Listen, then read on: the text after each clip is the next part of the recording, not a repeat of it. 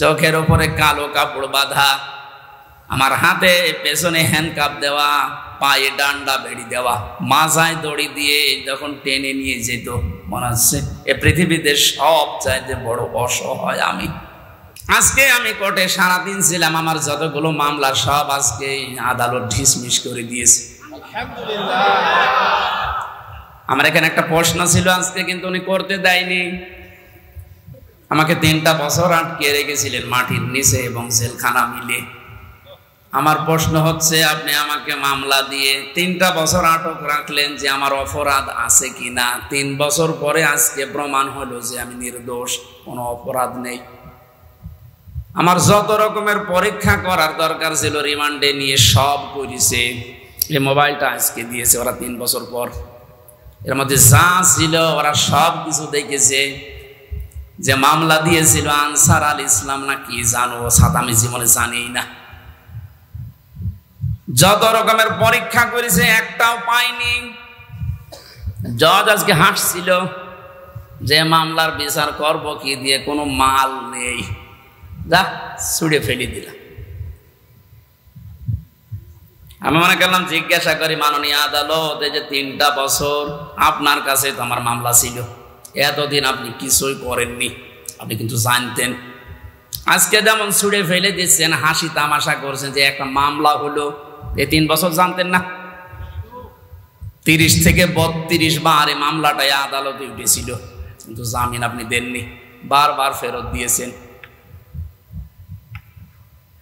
আজকে কোন ইশারায়, কার ইশারায় দিয়েছেন আমি জানি না। তবে আমার প্রশ্ন, আমাকে যে 3টি বছর রাখলেন, আমি তো নিরপরাধ, আজকে প্রমাণ হইল যে কোনো দোষ নেই। যারা আমাকে বিনা দোষে কষ্ট দিয়েছে, আমিও তাদের ওই কষ্ট দিতে চাই।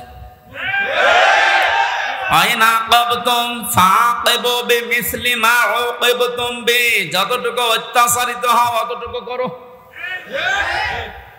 তা আমি যেহেতু হয়েছি, করানো আমাকে জানিয়েছে, সুতরাং আমি যতটুকু পেয়েছি, মাটির নিচে আপনারা আমাকে রেখেছিলেন, আমার মামলার আয়ু থেকে শুরু করে উপরের যে নির্দেশদাতা পর্যন্ত প্রত্যেককে আমি এই 3 বছর মাটির নিচে রাখতে চাই। আমি বেশি করছি না, সমান সমান করছি। এটা যদি আপনি না করতে পারেন, আগামীতে আমার মতো আরো মানুষ বিনা কারণে 3 বছর 5 বছর না 10 বছর 15 বছর মাটির নিচে জেলখানায় থাকবে, কোনো বিচার হবে না। 15 বছর পরে লোকটা যখন বের হবে, আপনি রায় দিয়ে দেবেন যে নির্দোষ, কোনো দোষ নেই, তাহলে 15 বছর আপনি ফিরিয়ে দেন। আমার জীবন থেকে আপনি 3টা বছর নষ্ট করে দিলেন যাদের কথা মতো। এই মানুষগুলো তো কিয়ামতে মামলার আসামি হবে, কারণ আল্লাহ আপনাকে মাফ করবে না যতক্ষণ হামজা মাফ না করে। কারণ আপনি আল্লাহর ক্ষতি করেননি, ক্ষতি করেছেন হামজার। ওটা যদি হক্কুল ইবাদ হতো, হক্কুল্লাহ হতো, আল্লাহ মাফ করে দিত, কিন্তু এটা তো হক্কুল ইবাদ, বান্দার হক আপনি নষ্ট করেছেন যাদের ইশারায়। তাদেরকে আপনি বলবেন, এই মানুষগুলো যদি হামজার কাছে মাফ না চায়, কোনোদিন লোকটা জান্নাতে যেতে পারবে না। দ্বিতীয় সিস্টেম হচ্ছে লোকটা জালিম।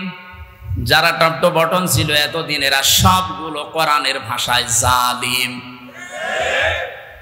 জালিমদের জন্য সবচাইতে আমার ভয় লাগে সূরা শুরার 42 নম্বর আয়াতটা পড়লে, ইন্নামাস সাবিলু আলাল্লাযীনা ইয়াযলিমুনান নাস ইলা আখিরি আয়াত।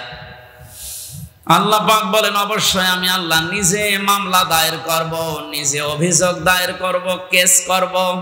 শব্দের অর্থ দিকে খেয়াল করেছেন, ইন্নামাস সাবিলু আলাল্লাযীনা ইয়াযলিমুনান নাস। আল্লাহ ইয়াযলিমুনাল মুসলিমুনা দেননি, ইয়াযলিমুনান নাস দিয়েছেন। এটা মজারে বর্তমান ভবিষ্যৎ, প্রেজেন্ট ফিউচার, 2টা কাল নিয়ে আল্লাহ শব্দ দিলেন কেন? কারণ এখন শুধু না, কিয়ামত পর্যন্ত এই আয়াতটা কোরআনে থাকবে না, 2 দিন পর নষ্ট হয়ে যাবে। মানুষ হয়ে যারা মানুষের উপরে জুলুম করে, অত্যাচার করে, এরা হামজার মামলার আসামি না। আমি মামলা দিলেও পারি, না দিলে মাফ করে দিলে হয়ে গেল, কিন্তু না, আল্লাহ পাক বলেন ওরা আমি আল্লাহর মামলার আসামি। আমার তো আয়াত পড়ার পরে বাংলাদেশের দিকে তাকিয়ে মনে হয় এ দেশের অনেক মানুষ এখন অলরেডি আল্লাহর মামলার আসামি হয়ে গেছে।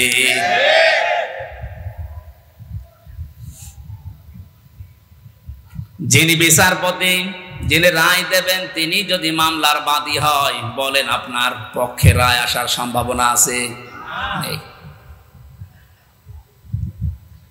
আমার পক্ষে তত বিচারপতি ছিল অনেকগুলো, সিএমএম কোর্টে, জজ কোর্টে, হাইকোর্টে পর্যন্ত, কিন্তু শুধু উপরের নির্দেশ পাইনি, এজন্য লিখে নাই। অথচ যিনি নিজে রায় দেবেন, যিনি নিজে নির্দেশ দেবেন, আলাইসাল্লাহু বিআহকামিল হাকিমিন, সব চাইতে বড় বিচারপতি যিনি, তিনি আল্লাহ আপনার মামলার আসামি। আমার ভয় লাগছে আমরা আবার আল্লাহর মামলার আসামি হয়ে যাচ্ছি না তো? ওয়ায়াবগুনা ফিল আরদি বিগাইরিল হক, অন্যায়ভাবে পৃথিবীতে বিদ্রোহ করে যারা বেড়ায়, এই দুই প্রকার মানুষ আল্লাহর মামলার আসামি। আর এই দুই প্রকার মানুষ এখন বাংলাদেশে বেশি। আগস্টের 5 তারিখ থেকে আজকের এই 2 তারিখ পর্যন্ত তাকান, এই 26-27 দিনে কত ভাবে চেষ্টা চালাচ্ছে কি করে বিশৃঙ্খলা তৈরি করা যায়, বিদ্রোহ করা যায়, দুনিয়া অশান্ত করা যায়। আমি আপনাকে বলছি,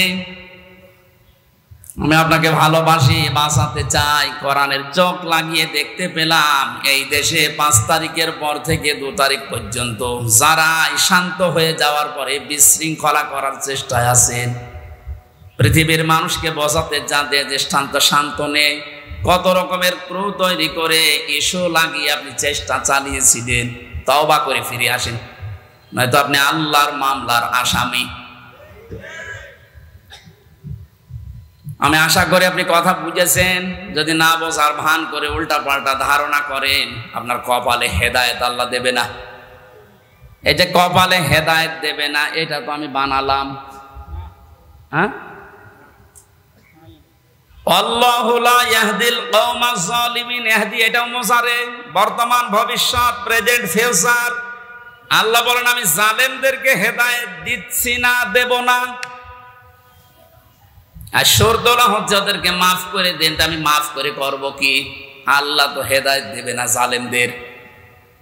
কারণ এত কঠিন নিকৃষ্ট আল্লাহর কাছে শব্দটা। নবীজি জানিয়েছেন আয-যুলমু যুলুমাতু ইয়াউমাল কিয়ামা, জুলুম কিয়ামতের ময়দানে ঘোর অন্ধকার হয়ে তার সামনে দেখা দেবে, নিজের হাত পর্যন্ত দেখতে পাবে না। এটা যদি 100 ভাগ আমরা বিশ্বাস করে বাস্তবে নিয়ে আসতে পারতাম, জীবনই পাল্টিয়ে যেত। আমি আমার ঈমান থেকে কথা বলছি। যারা এখনো পর্যন্ত এই আয়াতগুলোর সাথে মিলে যাচ্ছেন, আপনি থামেন। মৃত্যুর গড়গড়ানি চলে আসলে তখন কিন্তু আপনার পাশে বসে কালেমা পড়ালেও কাজ হবে না। ঢাকাবাসী, আমি যেটা শিক্ষা দেওয়ার জন্য পর্যন্ত আসছিলাম, আজ বহু মানুষের গল্প কাহিনী, মিথ্যাচার, মিথ্যা রচনা, অনেক ষড়যন্ত্র, বিশেষ করে উল্টা পাল্টা সব যেহেতু আমাদের কাছে ধরা পড়ছে, দলে দলে পালে পালে দেখতে পাচ্ছি মানুষ বুঝে হোক না বুঝে হোক এখন ইসলামে আসা আরম্ভ করে দিয়েছে। এটা কেন দিল? কোরআনে কারীম জানিয়েছে, ইযা জাআ নাসরুল্লাহি ওয়াল ফাত ওয়া রাআইতান নাসা ইয়াদখুলুনা ফি দীনিল্লাহি আফওয়াজা। আল্লাহ পাক বলেন, হে নবী, যখন আমার সাহায্য আসবে তখন আপনি বিজয় দেখতে পাবেন। কিছু না হলেও কিছু আমরা পেয়েছি। আল্লাহর সাহায্য আসার কারণেই কিন্তু আমরা বিজয়ের স্বাদ পেয়েছি।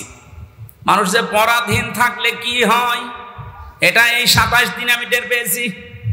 সবচেয়ে বেশি টের পেয়েছিলাম মাটির নিচে যতদিন ছিলাম, ওই সময় চোখের উপরে কালো কাপড় বাঁধা, আমার হাতে পেছনে হ্যান্ডকাপ দেওয়া, পায়ে ডান্ডা বেড়ি দেওয়া, মাথায় দড়ি দিয়ে যখন টেনে নিয়ে যেত, মনে হচ্ছে এ পৃথিবীতে সব চাইতে বড় অসহায় আমি।